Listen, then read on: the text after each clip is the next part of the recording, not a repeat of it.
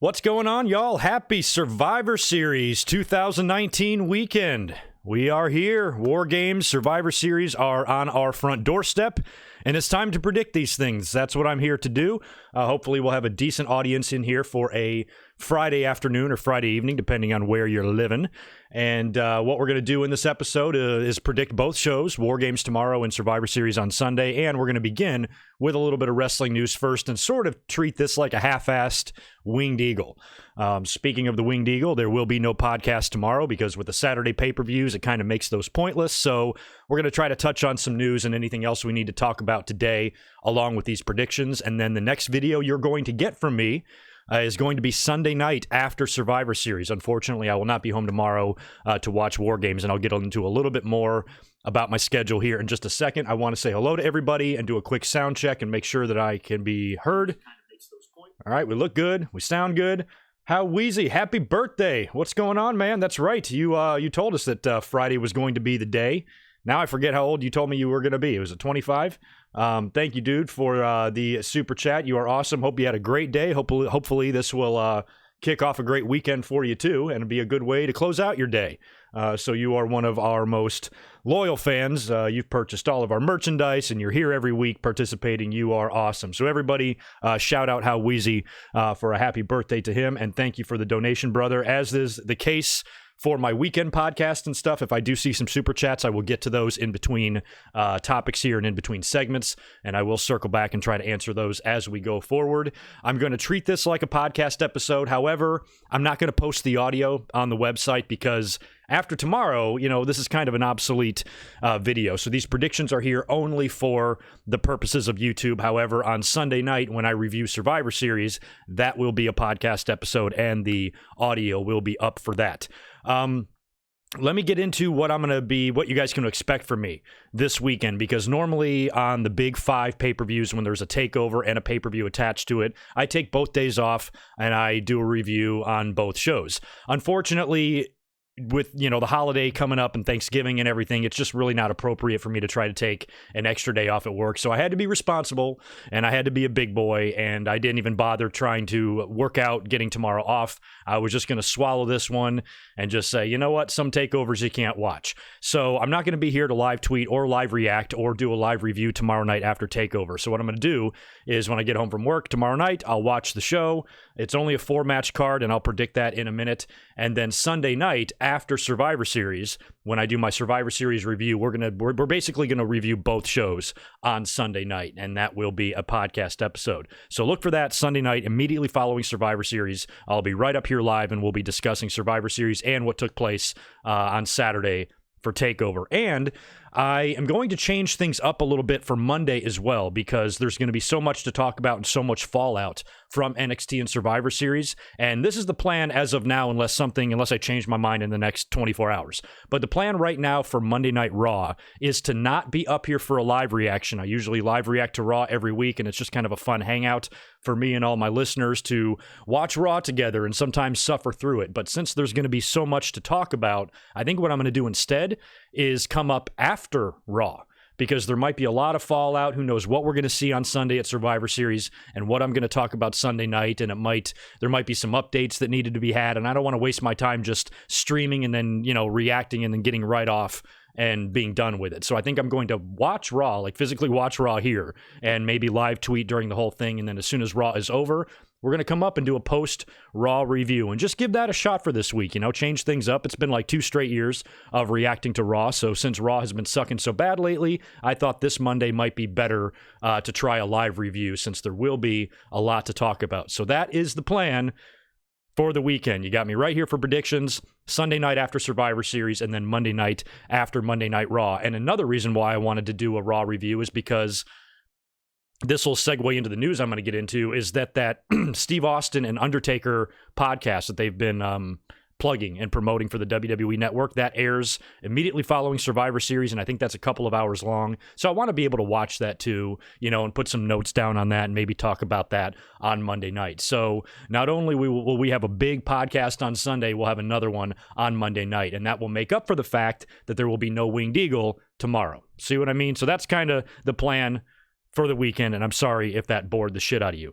Before we start getting into the predictions, I want to read through some news. However, my peripherals caught some super chats here, so let me scroll down here and see if I need to answer any of those. Thank you, Spaz Phoenix, for another $10, brother. You are awesome. Everybody go check out Spaz Phoenix's YouTube channel. He has recently transformed all of his content into podcast form, so you can catch him now in multiple ways. You write in after Greg is done his awesome show, and this is what he's saying right now. Come on over to my page for a combo takeover and Survivor Series preview, premiering 1 hour before SmackDown, or catch the replay, iTunes, Spotify, Google, etc. Yes, go check him out for sure. And Spaz, your super chat reminds me about SmackDown. Another weird thing about these prediction videos and stuff with WWE's new TV schedule is I have to come up here and predict Survivor Series before tonight's SmackDown, which goes live in 2 hours. And I'll already be at work, so I will not be home to watch SmackDown live as it airs, but I will catch it tonight. Now, luckily for Survivor Series, this really doesn't matter. It's so much, gang warfare and these team, brand supremacy matches and everything. Not too much is going to happen on SmackDown, in my mind, that would really change my opinion on my predictions anyway. But there might be some pay-per-views in the future, like a Royal Rumble or a WrestleMania, that might greatly affect my predictions based on what we see on the Go Home SmackDown. So, unfortunately, I've got to kind of wing it here as far as Survivor Series goes and predict it before SmackDown goes on the air. But that's what we're going to have to do since WWE has now, put their two big shows on opposite sides of the week. It's kind of still hard for me to kind of get into my groove here and figure out what the best schedule going forward for a lot of these pay-per-views is going to be. But anyway, that was just a little reminder there. And Spaz, thank you again. Some of the news I want to get into first, I do want to talk about NXT and AEW this week because NXT was a loaded show and we knew it would be.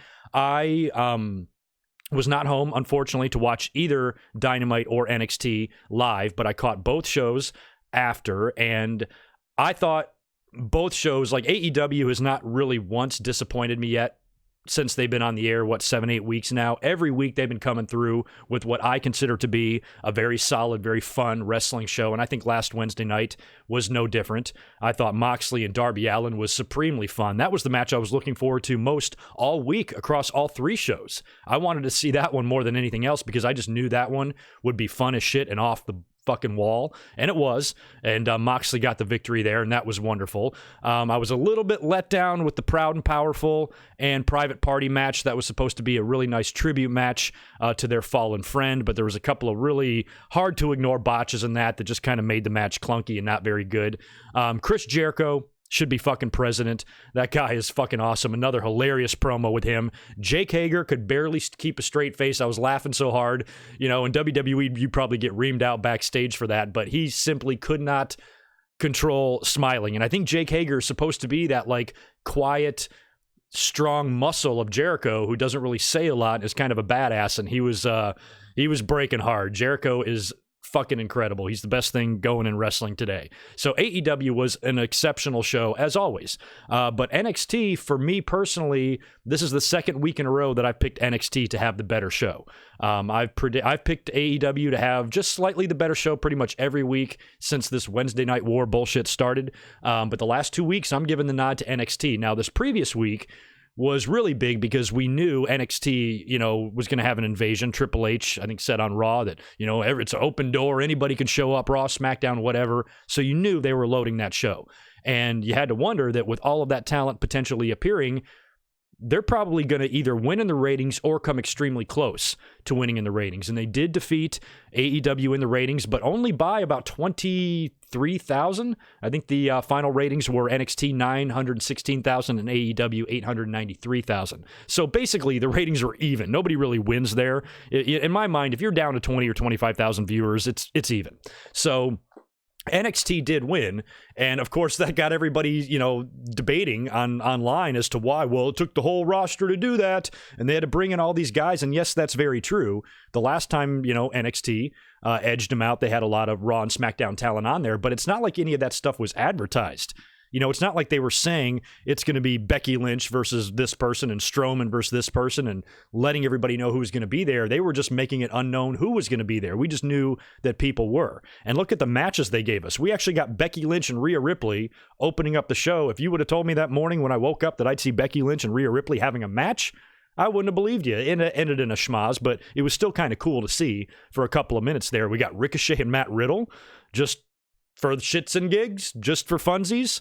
An amazing match of the year candidate with the Revival and Undisputed Era. And then we had Seth Rollins coming out and making a surprise appearance in the main event. So it did give us a lot. And of course, when you're going to load up the show with Raw and SmackDown talent, you better fucking win. You know what I mean? So it's not really surprising that they did, but then all the AEW crazies that take the ratings so personally and have a problem with this have to point out, well, yeah, I took the whole roster and whatever, blah, blah. I'm like, yeah, but why? Like, I don't understand why WWE's not allowed to do that. It's their own goddamn company. If you put AEW up against Raw or SmackDown is going to be doubling their rating. So to me, the only thing that NXT winning in the ratings this week really told me is that if WWE wants to win in the ratings, they can. All they have to do is put a few more Raw and SmackDown stars over there, advertise those matches, tell a really good story. They're leading up to Survivor Series. There was so much action and shit going on left and right, all sorts of run-ins. How about the Drew McIntyre run-in and the Keith Lee hitting him with the powerbomb? Great shit. It was all over the place, a little bit wacky. Not something that I would normally like to see in NXT, and I'm hoping that all of this influx of talent is done purely for Survivor Series, and this is not going to be something that's going to be a regular thing. I don't mind then putting guys like Finn Balor, and hopefully, like I'll talk about here at Survivor Series, somebody else jumping, like a Seth Rollins or a Kevin Owens, maybe a couple other pieces from the main roster coming back to NXT, but I don't want to see Raw and SmackDown guys funneling through there on a regular basis, because that completely undermines the draft that you made such a big fucking deal about.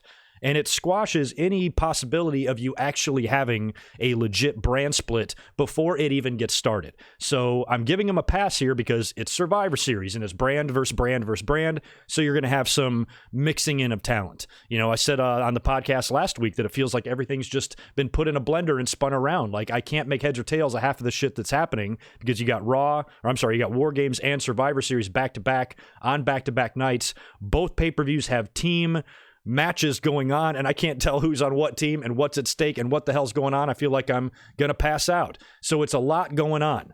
So as long as this Raw and SmackDown stuff doesn't continue on NXT, and they don't, like I've been saying recently, one thing I've been a little bit concerned about with the AEW war is that I don't want WWE to sacrifice their NXT brand just for the sake of stunting AEW's growth.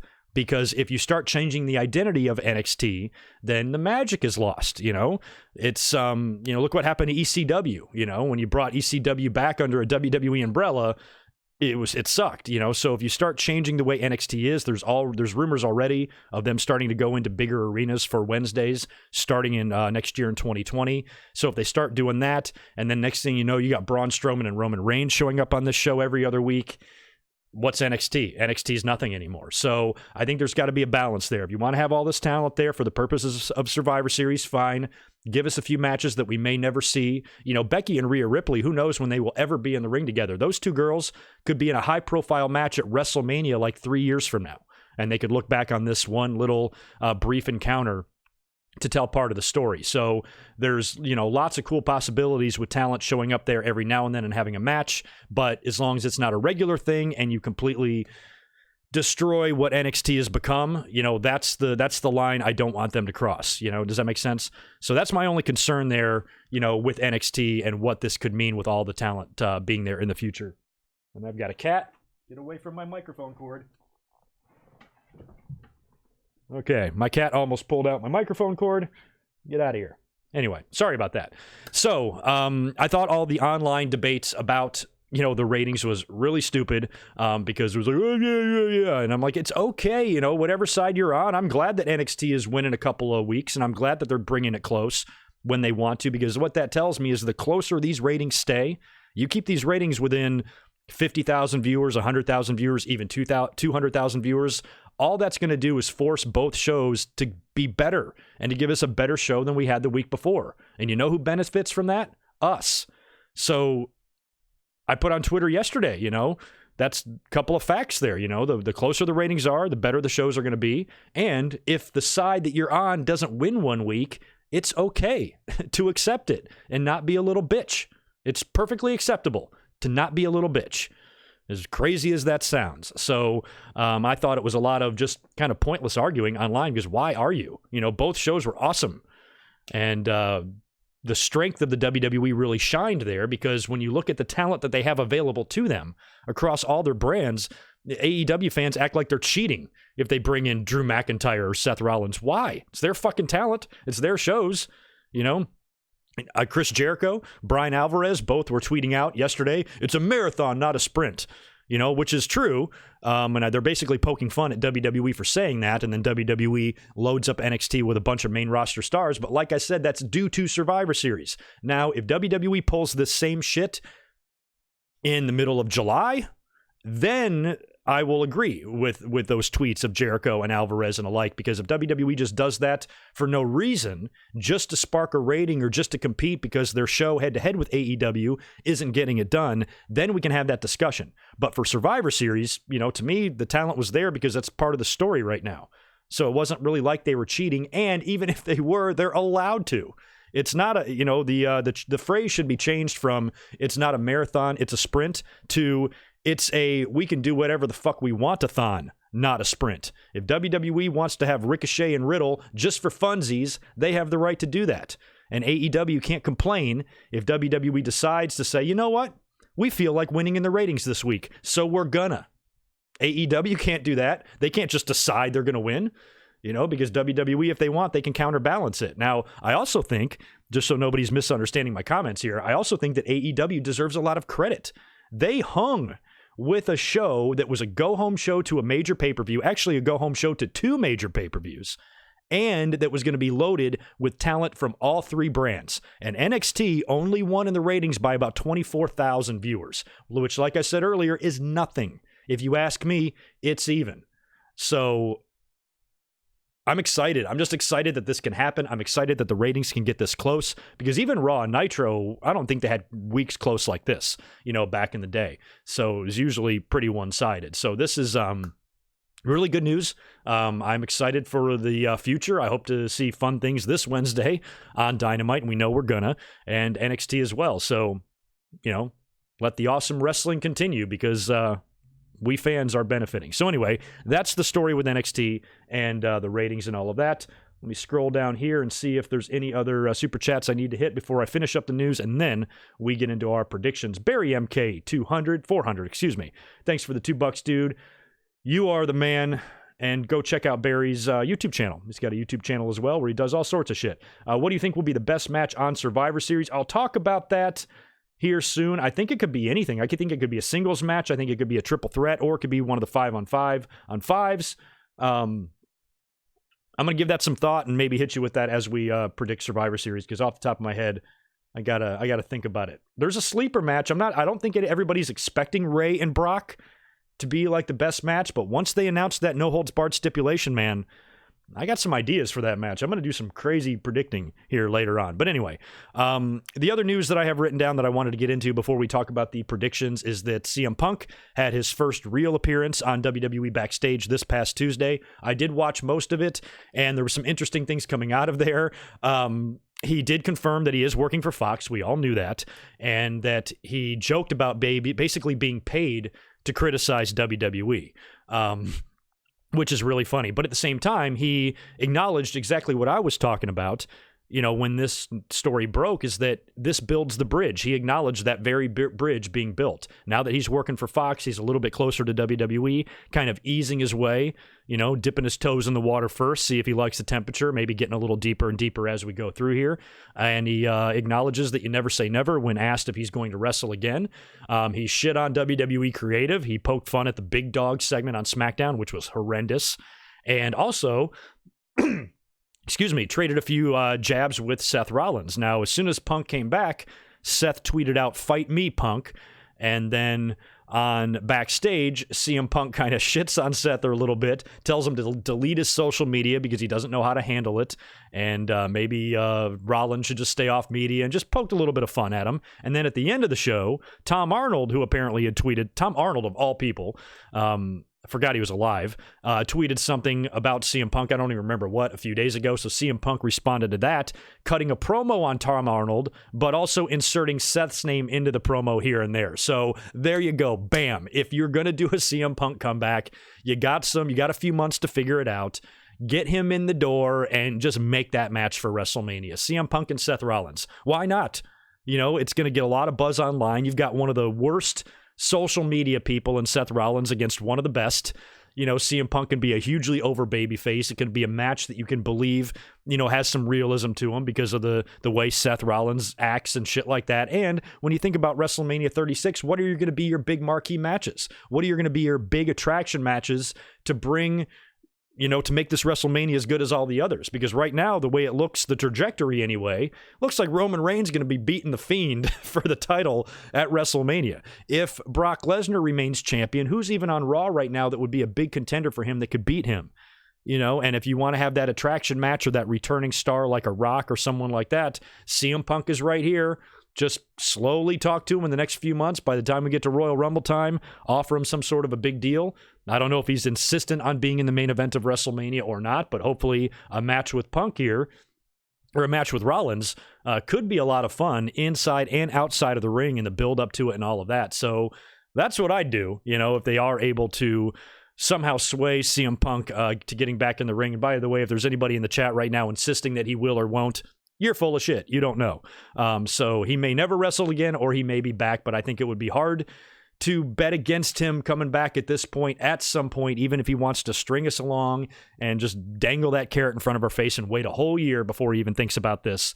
But with WrestleMania on the horizon and the need for that big match, that attraction match, there it is, if they can convince CM Punk to do it. So should be interesting as the months and weeks go by here. The WWE Backstage show also did a 180,000 viewership, which is a lot better, which is about quadruple what they did on that horrendous week prior to Punk coming in.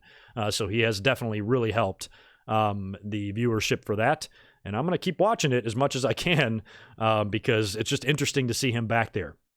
In other news, Jordan Miles is officially gone from WWE, according to Pro Wrestling Sheet. Don't know if WWE cut him loose or whatever, but he does have a couple of indie dates. So ACH is back, and he's hopefully going to stay sane and not go full-blown Kanye West on us. So good luck to Jordan Miles. Samoa Joe, as we saw this past week on Monday Night Raw, sat in on commentary.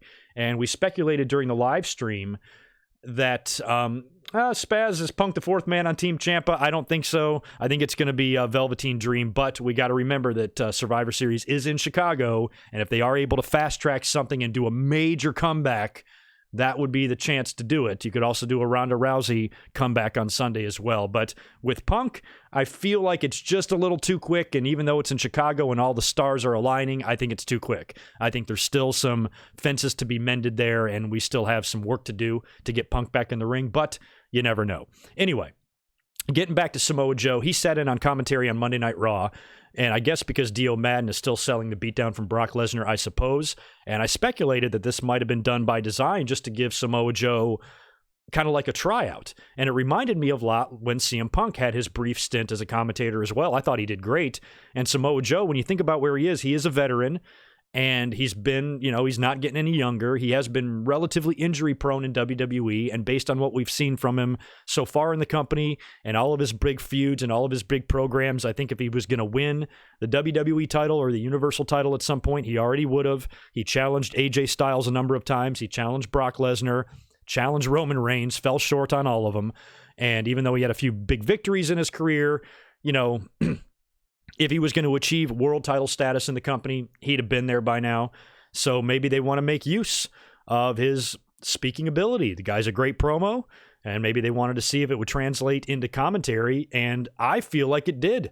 And the word is, according to the sheets, that WWE is very happy with his performance on Monday Night Raw, and I would love to see Samoa Joe more in the announce booth, very much like Taz. Taz transitioned well into that role too, and I think Samoa Joe did a great job, and I'd love to see more of him. I'd be perfectly fine with that. Don't know if he's going to get back in the ring and, finish out his career, and maybe this is something he can go back to. I think Samoa Joe would make a great agent, a great backstage guy, because he's also physically menacing too. If he's an agent, I'd do what he says and not go against him, you know what I mean? So he might be a good authority figure behind the scenes one day, or an on-air role. So whatever Samoa Joe does, I hope we never are finished seeing him. I hope he sticks around in the business in some capacity for years to come. He's awesome. And the last little bit of news here before I get into my War Games and Survivor Series predictions is the wonderful Chris Jericho Rockin' Wrestling Rager at Sea cruise that I'll be going on in January. I've been talking about that for a couple of months, and I've been speculating about something going on with AEW Dynamite because we are at sea like from a Monday to Friday or Monday to Thursday or something like that. So we're going to be in the middle of the damn ocean on a Wednesday when Dynamite is supposedly supposed to be live, and the majority of the AEW roster is booked for the cruise. So I've been wondering the whole time, what's going to happen there? They're either, number one, going to have no choice but to tape that week's episode ahead of time, or they're going to tape it on the boat or do it live on the boat. And the week before, we leave port on January 22nd, and on January 15th, January 20th, and on January 15th, which is the Wednesday before, AEW announced that Dynamite would be in Miami. And then a couple days after that, they announced the big Bash at the Beach week of festivities. I think it's going to be like 9 days long. There's going to be a couple of AEW shows starting on the 15th. And then on the boat, they're either filming some matches when we're on the ship or we're doing them live. I have a feeling we're filming them and it's going to be tied in to the live Dynamite somehow that's going to be in Miami Beach, I guess. And it's going to be coined Bash at the Beach. So I guess WWE never trademarked that or whatever, and AEW has got the rights to that. I also read that Cody Rhodes got the rights to Dusty Rhodes, which is really interesting. Not sure if we're going to see the Dusty Classic then in NXT anymore. So that's kind of interesting. So that's really fun. I'm glad that they're bringing back the Bash at the Beach concept. I'm glad that I'm going to be a part of that. And I'm really excited to see now what happens on the cruise now that they're going to be filming matches for Dynamite. So keep a lookout for me. I'll be there, and it's going to be a fucking blast. But anyway, that pretty much wraps it up for the news that I wanted to get into. And before we start the predictions, let me just scroll in here to the chat because I know I have to answer a couple of super chats, and then we'll start with War Games and then hit Survivor Series, and then I am out of here. Where did I leave off? Barry, there's yours. Spaz Phoenix, thank you for another $5, dude. I appreciate it. Who's got a bigger smile? DDP, Finn Balor, Apollo Crews, or the Jordan Miles t-shirt? I don't know. I might go DDP in 02 on that one because, that's not a bad thing. It's a good thing. And thank you for another one, Spaz, the $2. You mentioned that earlier. Punk is the fourth man on Team Ciampa. I'm voting no on that, although he could be. That would, imagine if Punk went to NXT, but then he'd have to be working side by side with Triple H. I can't see that happening either. So I'm going to go no on that. And unless, basically, here's the thing. If Velveteen Dream is not healthy, or if Velveteen Dream is healthy, how is he not the fourth guy? Didn't Undisputed attack him behind the scenes and kind of put him on the shelf storyline-wise, because I think he was injured in that last match he had. So, yeah, it's Velveteen. Unless he's not cleared, then it's got to be somebody, but I'm voting Velveteen on that. And that was it, right? Okay, cool. I didn't miss any other ones. All right, so let's start rolling into the predictions here. I'm going to start with NXT War Games TakeOver. That is tomorrow. This is coming up very late. This pay-per-view starts in 24 hours. So if you're watching this on Saturday or you're watching this on Sunday and you want to skip ahead, just skip ahead probably about 10, 15 minutes, and you'll hear my Survivor Series predictions. This is a 4-match card, unless they add something on the pre-show or some quick one. We only have 4 matches announced for this. And where are they? Oh, yeah, here they are. Sorry. We're going to go with the triple threat match first. I had speculated on this based on what we saw on TV. We kind of knew this one was going to be added late to War Games, and it was. And it turns out that it's a number 1 contenders match between Pete Dunne, Damian Priest, and Killian Dane. Now, the winner of this match gets a title shot against Adam Cole the next night at Survivor Series, which, again, Adam Cole is working a lot like Seth Rollins, like just being worked to the bone. The dude had NXT title matches on Raw and SmackDown back-to-back. Then he turned around last Wednesday and had a ladder match for the War Games advantage when you could have put Roderick or anybody else in that match. They put Cole in there, your champion.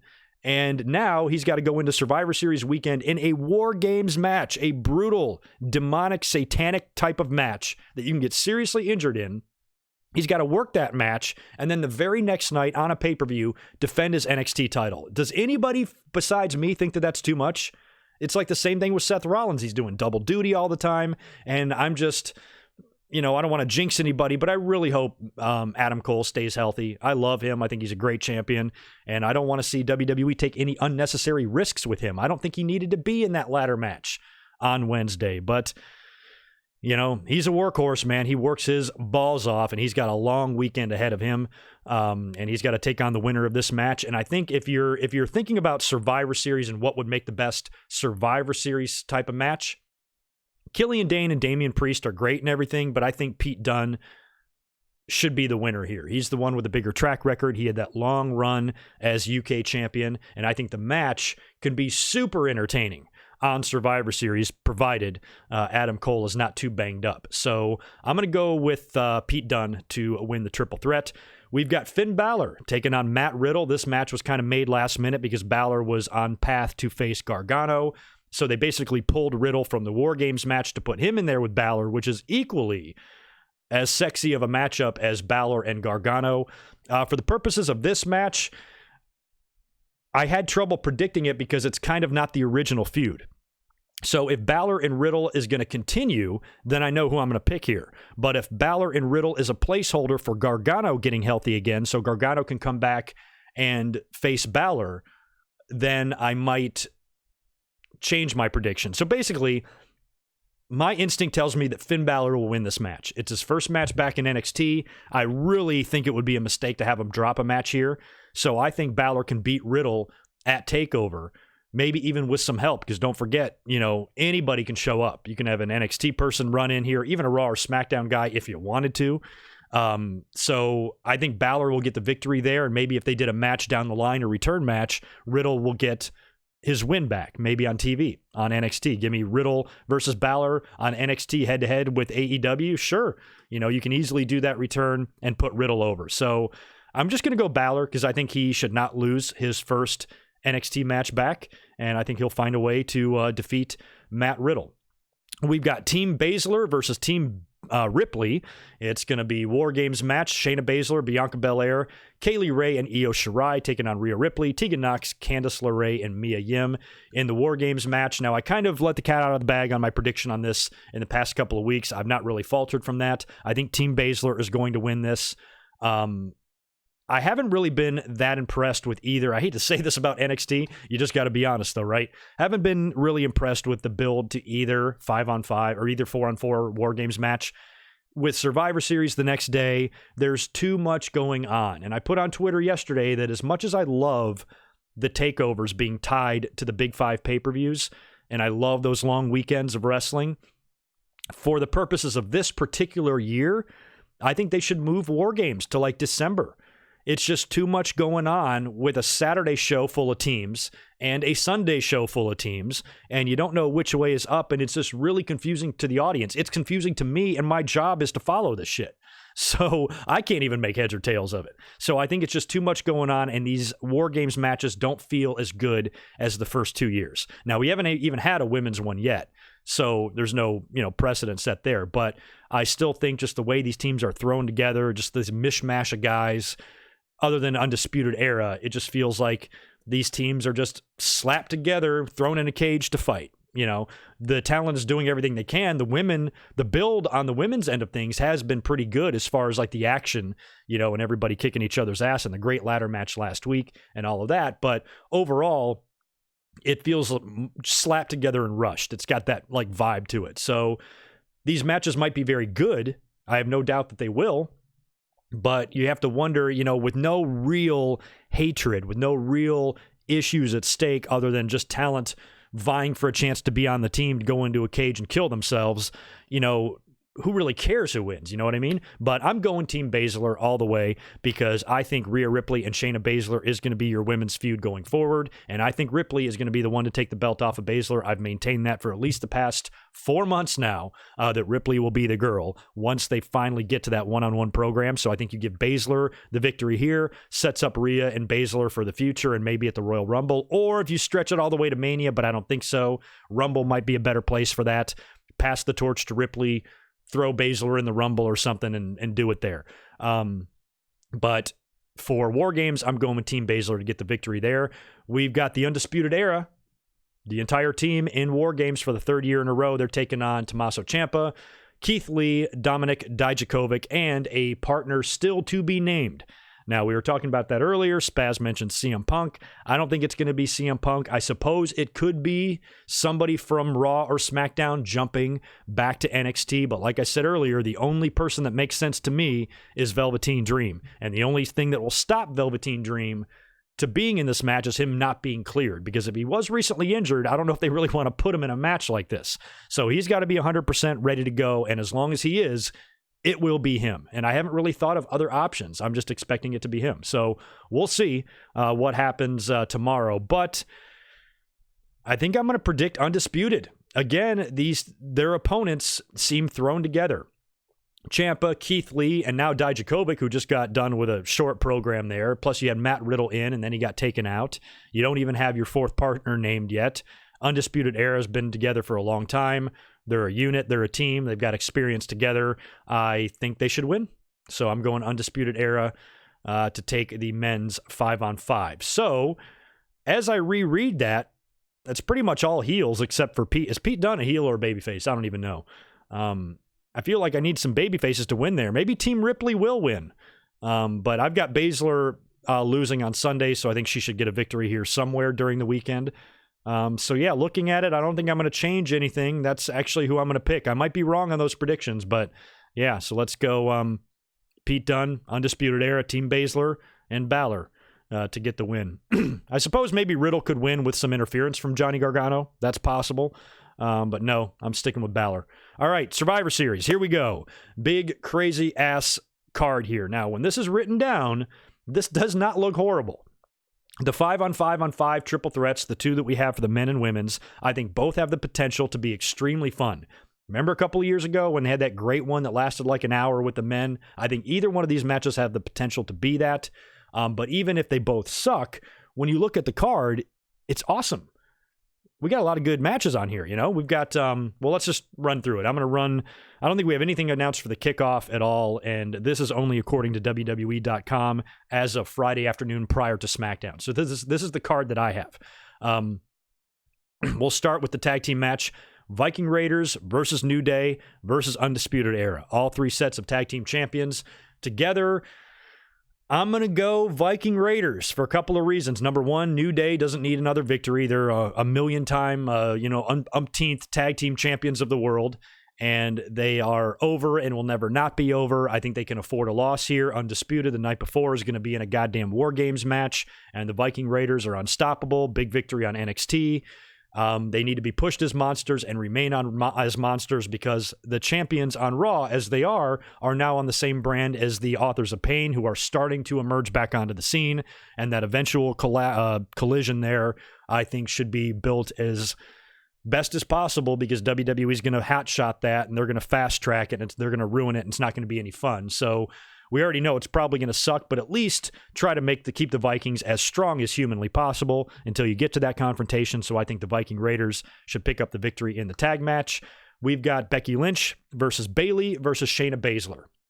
Now, Bayley is the one here that I think could use the victory the most. Shayna Baszler is in the War Games match the night before, and I have her winning.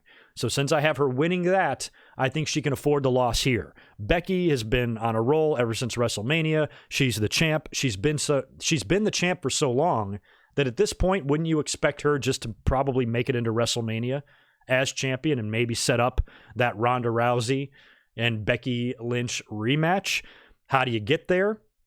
Do you have Ronda Rousey appear in the Royal Rumble and win it and get the title shot and say, yes, of course I want to challenge Becky because I never lost to begin with. My shoulder was up. Or do you have her show up tomorrow? She could show up in this match if she really wanted to, or she could show up in the women's 5-on-5. You know, don't forget, none of Team NXT is even announced yet.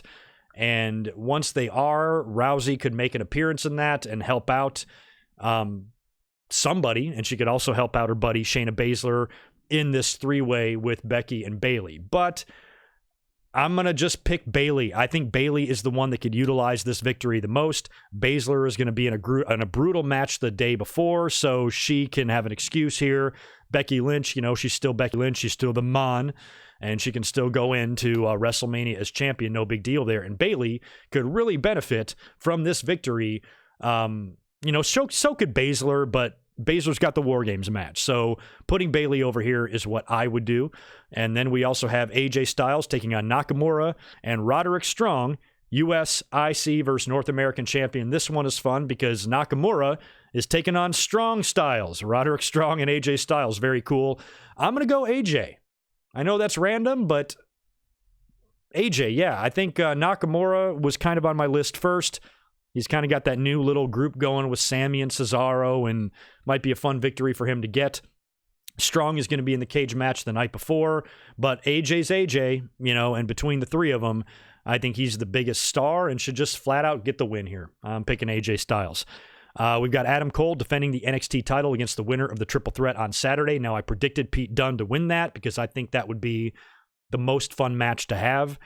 Dane and Cole would look weird, and Damian Priest, I don't know if he's ready. So let's go Pete Dunne versus Adam Cole on this, and if this match happens, I'm predicting Cole to win. Now, he could be ripe. It might be a good spot to do a crazy title change here, but I don't know if I want the contender to be determined the day before and then he wins the title. It might be a better kind of feud thing to do or something when you take the belt off of Cole to build that up instead of just doing it. So I think this is going to be a really good match. Potentially an opener. We might see it open the show. Pete Dunne and Adam Cole, they can tear the house down. And in the end, I'm going to predict Adam Cole to retain the NXT title. Now we've got the other two. We've got The Fiend taking on Daniel Bryan for the Universal title. This one is really not hard to predict. Now, in less than an hour, or in about an hour, SmackDown is going to go live on Fox, and Daniel Bryan and The Fiend are set to have some sort of a confrontation. But regardless of what happens in that confrontation, it's not going to change my mind. Daniel Bryan is not going to beat The Fiend for the title right after he won it, and right after you're trying to build this character into something huge and probably send this character into WrestleMania as champion. And he's got to beat some quality opponents on the road to WrestleMania, and Daniel Bryan definitely qualifies as a quality opponent. So I'm picking The Fiend to defeat Daniel Bryan hands down. That sucks to predict Daniel Bryan to lose so definitively like that, but I just see no way in the world that he's winning the Universal title. However, I'll tell you, man, Brock Lesnar and Rey Mysterio for the for the WWE title is a no-holds-barred match. That was announced by Paul Heyman on Monday Night Raw. That changes everything. Brock Lesnar beat Kofi Kingston in 6 seconds for the WWE title. Then he tapped out Cain Velasquez in Saudi Arabia in less than 2 minutes. Of course he's going to beat Rey Mysterio. Rey doesn't stand a chance in hell. Brock's going to fucking kill him. 1, 2, 3, game over. Brock will be champion heading into WrestleMania. But with Paul Heyman making that stipulation, you now give Rey a chance. Because now something can happen. Now you can get a run in. Now Cain Velasquez can come in. Now Dominic can bash Brock over the head with a chair or something, and Rey can catch a quick victory and become WWE champion. And you know what? I want to do it. Fuck it. Let's do it. Let's predict Rey Mysterio to win the WWE title. Here's why. Number one, in previous years, it feels pretty obvious, they're just going to have Brock carry the belt into WrestleMania because you kind of have an opponent in mind for him, like Seth Rollins or Roman Reigns.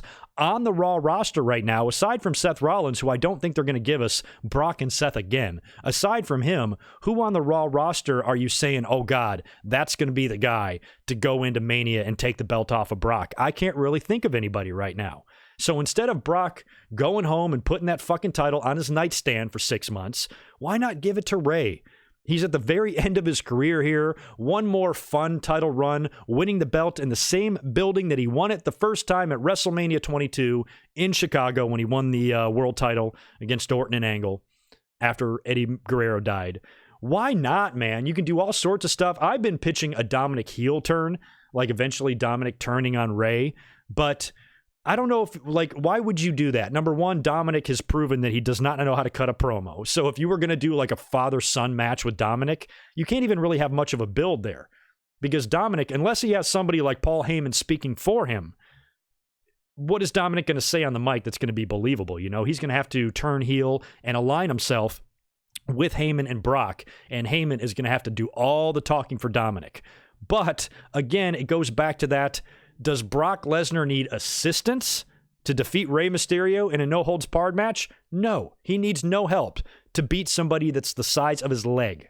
No. So I don't think Rey is going to, or I don't think Brock is going to need interference to beat Rey. I think Brock will just beat Rey. The interference is going to have to come on Rey's behalf from Cain Velasquez or Dominic. Now, if you have Cain show up and cost Brock the match, then there you go. Boom, you set up your return with Cain and Brock somewhere down the line after Brock goes home and pouts for a couple of months or whatever. And you can have Rey with the title now on Monday Night Raw, completely ready for a brand new, fresh challenger in December or at the Royal Rumble. And it gives the belt something to do.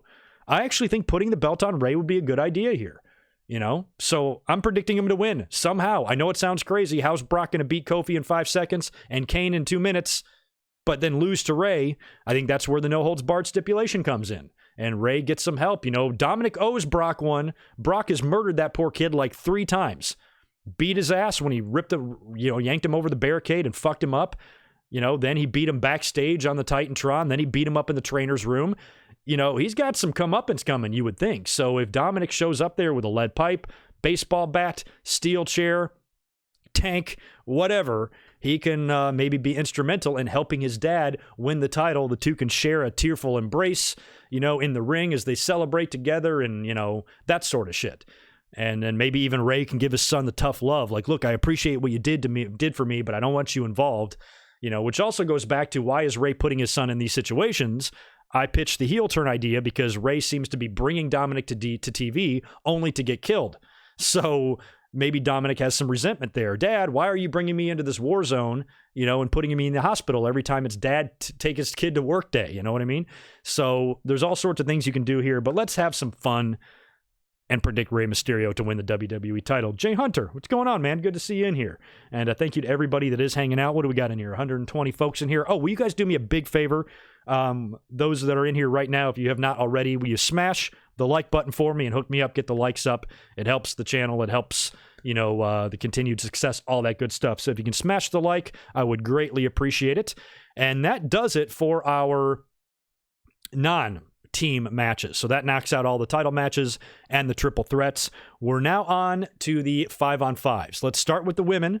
We've got Team Raw consisting of Charlotte, Asuka, Kairi Sane, Natalya, and Sarah Logan out of nowhere. Don't know where she came from. I did see her on NXT this past Wednesday, but have not seen her on TV in a while. Versus Team SmackDown, consisting of Sasha Banks, Carmella, Dana Brooke, Lacey Evans, and Nikki Cross against Team NXT, team to be announced. So I suck at listening to commentary. I don't know what the on-air reasoning is for them not announcing these teams yet. I don't know if we're going to get those tonight at the last minute on SmackDown. They're going to announce the teams for NXT, or if we have to wait until Survivor Series, which I think is kind of fun, just announce each member individually at Survivor Series. That really opens up the door for some sort of a defection there as well, or maybe a new face or somebody coming back or whatever. So that might be a little bit fun, but I don't know what they've been saying on TV about this, or if WWE just doesn't know.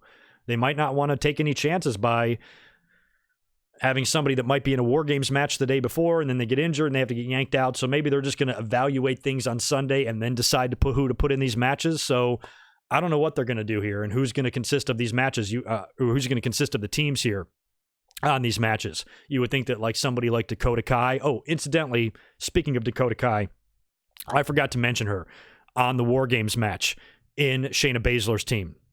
I think she's going to turn heel. I think Baszler's team is going to win like I predicted, but they might have some help from her because we can kind of smell that. She was booted off the team.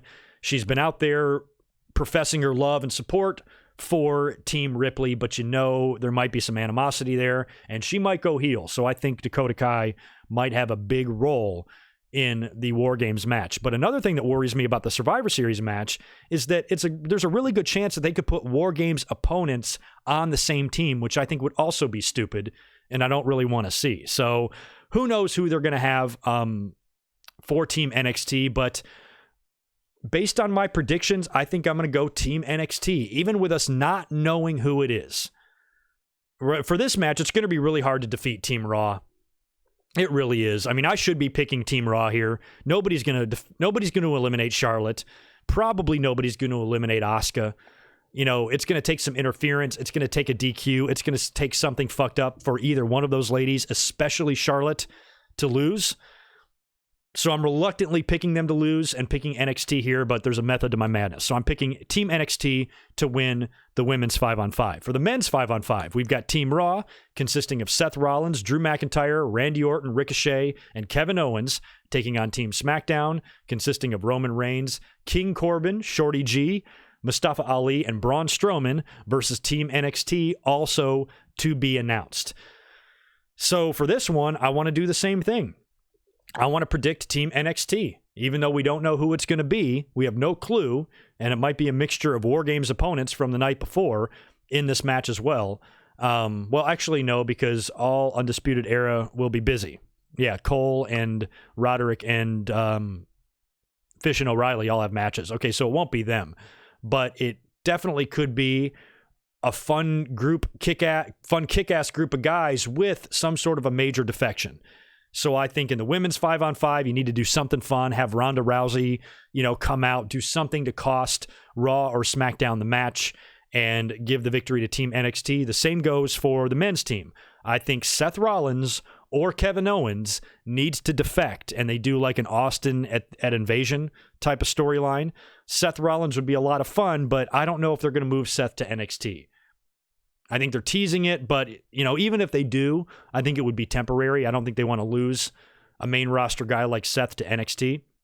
But Owens, they might be able to do. I would love to see Kevin Owens go back to NXT. So I think it's going to take one of those two guys to defect and turn on their team in order to give Team NXT the win. So if you noticed, I basically have Raw or SmackDown guys winning the triple threat head-to-heads. I've got the Viking Raiders winning the tags. I've got Bayley winning the women's match, and I've got AJ winning the Nakamura and Roderick Strong match. So that gives the main roster 3 victories, but it gives NXT the clean sweep on the men's 5-on-5s, winning the women's and the men's, but losing all the other matches. So it's pretty even there.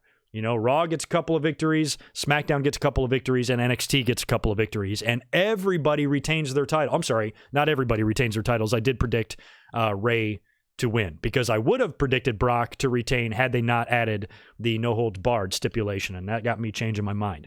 So it's pretty even there. I've got a nice mixture of Raw, SmackDown, babyfaces, and heels, and one big title change, and a lot of guys retaining their titles as well. I think it's pretty balanced predictions, and I'll be interested to see how it turns out. I definitely think I could be wrong on the women's end of things. I definitely think that Team Raw has a very good chance of winning just based on the star power there. But I think it would be fun if Team NXT won the 5-on-5s, because that would be big bragging rights going into Wednesday nights. Essentially, maybe in theory, making them stronger against AEW with big victories like that, and they might be using those matches to try to get over NXT as not a developmental brand, but an equal brand, and that might be the whole point of Survivor Series. So it should be interesting. What do you guys think about my picks here? For those of you that are listening, Fiend retains, of course. You're a real American. Cool, so am I. Okay, you bet Team NXT is Walter. Oh, Walter. That's a good one. I kind of forgot about Walter. Oh, he's got to be in it. Walter, Velveteen Dream, Priest, and Garza. Okay, so they could maybe, I don't know if Velveteen Dream is recently healthy, maybe you don't do him in back-to-back matches. Maybe he's not the mystery partner in the War Games match, but he is one of the members on the men's 5-on-5. That could be fun. Or maybe he does both. But that's a pretty good team there. Yeah, Damian Priest would probably be better to put on the 5-on-5 than the match with Adam Cole. I think Adam Cole and Pete Dunne give us the best one-on-one. Yeah, Jay, I like it. Yeah, they both look great. I mean, TakeOver, I haven't liked the build for the War Games matches, because they seem like they're just way too slapped together and there's not a real issue there. There felt like there was more of one in the last 2 years. And I was live to see War Games last year in LA, and that was fun. The one thing I don't like about War Games, though, is I think it goes back to WWE's overproduction. I hate those fucking cages on the stage. Because it was funny, last year we were watching this live. I was sitting with Aaron Rift and Jeff Meacham from No DQ. Catherine, who's a moderator here, was with me as well. And one of the things I was talking to like Jeff about is that they have those cages, they like lower them, or they basically like move them out to the stage and they lock the combatants in there, and like they can't get out. And didn't they do something last year with Pete Dunne where they like beat up the referee and threw the key away and he was like locked in there? But the cage has no floor on it. It's just a cage sitting on the ramp. So why not just lift up the cage and slide out underneath? It's not bolted to the ground. It just moved out there for the purposes of being there. It can't be that heavy. I think you could probably tip it over and get out from under there if you wanted to. I always thought it was silly. I thought there's nothing wrong with doing it old school. Don't overproduce it. You know, it's like that elimination chamber fucking spaceship. I hate that thing. So much going on in the pods and the lights. It looks like a goddamn toy. I don't think the War Games needs to be like that. What's wrong with having the wrestlers just sitting it on the opposite sides of the ring? I mean, I know then they could fight each other or whatever, but, you know, just sitting there and then just going in the cage when, you know, the buzzer goes off, opening the door and running in. I think the purposes of the separate side cages, treating them like fucking zoo animals, is silly, and it's too much, and I don't like it. And of course, there's like a red light shining on it, just too much, you know? Too much overproduction is not needed. The simpler, the better in my mind, not to sound too much like Jim Cornette. But anyway, I think the weekend as a whole, though, even though, you know, Corey Graves said, you know, last week or the week before on this podcast that he doesn't think fans care about brand supremacy, he's right. I think they don't. I think this is probably the best year for them to care the most, because I think NXT is going to be the baby faces all night long. I think that's clear. So maybe this year, if this was just Raw and SmackDown, the fans don't care. Maybe they care a little bit more this year with NXT being involved. That's the way I feel. Like, I don't give a shit. Any of these previous years between Raw and SmackDown, don't care at all. Could give two shits which brand wins. But this time, you know, they might have a little bit more at stake. But to me, even if you don't care which brand wins, when you look at the card here, I mean, look at the matches that are not the 5-on-5s. AJ and Nakamura and Strong, pass the lotion. Pete Dunne, hopefully, against Adam Cole. Brock versus Rey Mysterio, which might turn out to be an extremely fun no-holds-barred match. The women's triple threat is guaranteed to be fun. The tag team match will be great. You know, The Fiend is going to have another appearance and another victory here. And the men's and women's 5-on-5s have potential to be great.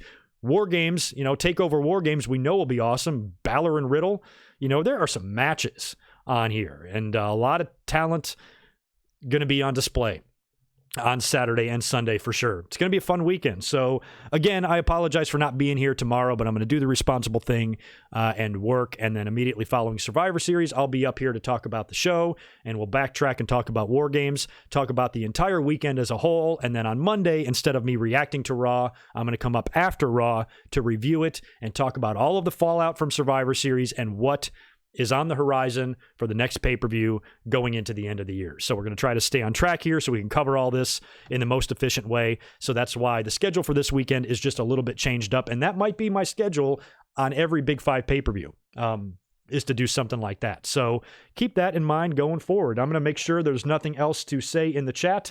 The likes are creeping up a little bit, but could you creep them up a little bit more for me and hit me with a few more? I'd appreciate it. I don't think I missed any super chats. If I did, I missed another one from Spaz. Leo Rush as the fourth man. I forgot about Leo Rush. He might be added in a title defense or something, maybe on a pre-show or something.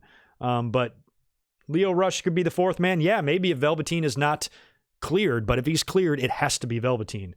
Seeing as how there's no Cruiserweight title match this weekend. Yes, okay. So I get it, Spaz. Thank you for another $5. You are ultimately generous.